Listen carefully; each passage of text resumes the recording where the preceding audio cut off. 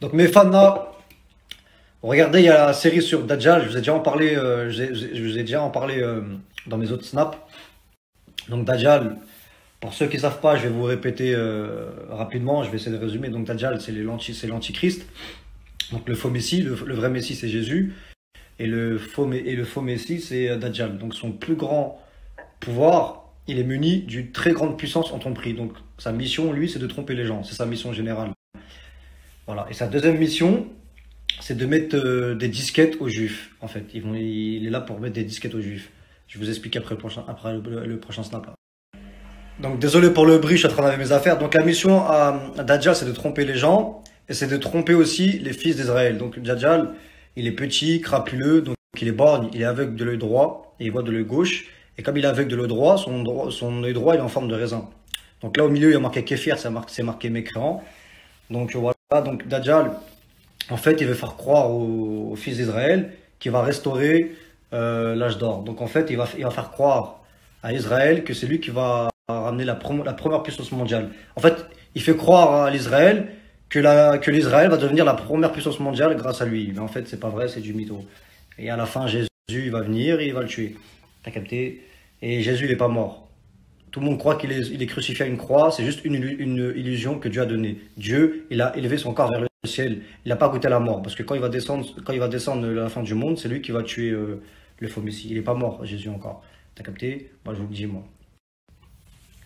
Donc voilà. Donc Dajjal, il sera sur terre comme un jour comme une année, un jour comme un mois et un jour comme une semaine. Donc il va gouverner depuis Jérusalem. Et ce qu'il va faire, donc voilà, c'est de tromper les gens. Il va faire croire que c'est lui le Messie. T'as capté? Et en fait, lui, ce qu'il va ramener avec lui, il va ramener une rivière et du feu. Donc il va ramener deux choses. Tous ceux qui vont tomber dans le feu, ils vont se laver de leurs péchés. Donc en gros, ils vont dans le paradis. Et tous ceux qui vont tomber dans la rivière, eh ben, c'est le contraire. Ils vont voir leurs péchés s'accumuler. Donc en gros, ils vont en enfer. C'est comme ça, c'est la tromperie. Ils trompent les gens Dajjal. Et là, il y a une série, je vais la regarder. Il y a au moins 10 épisodes de 43 minutes à peu près. Et je vais voir ce qu'ils disent, si c'est vrai ou pas. Parce que moi, je connais très très bien ces choses-là.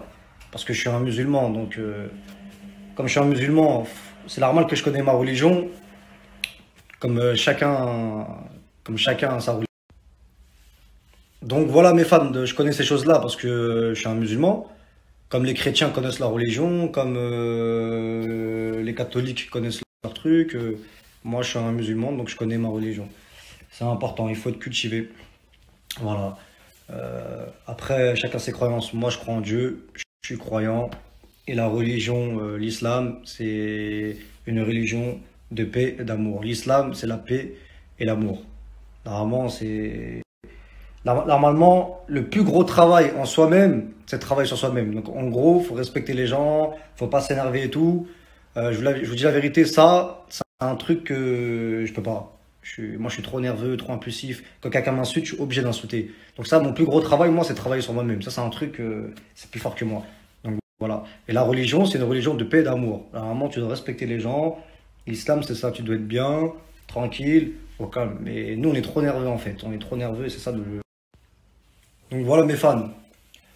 Euh, Il y a des choses qui sont limitées, même par rapport à notre cerveau. Parce que c'est Dieu, il a limité notre cerveau. Par exemple, quand tu penses à Dieu, quand tu essaies d'aller plus loin dans ta tête, tu penses à des trucs, mais tu peux pas aller plus loin que ça, parce que c'est limité. Ton cerveau, il est limité. Il y a des choses que tu peux pas savoir, parce que c'est Dieu qui nous a fait comme ça, nous, en tant qu'être humain. Donc ton cerveau, il est limité.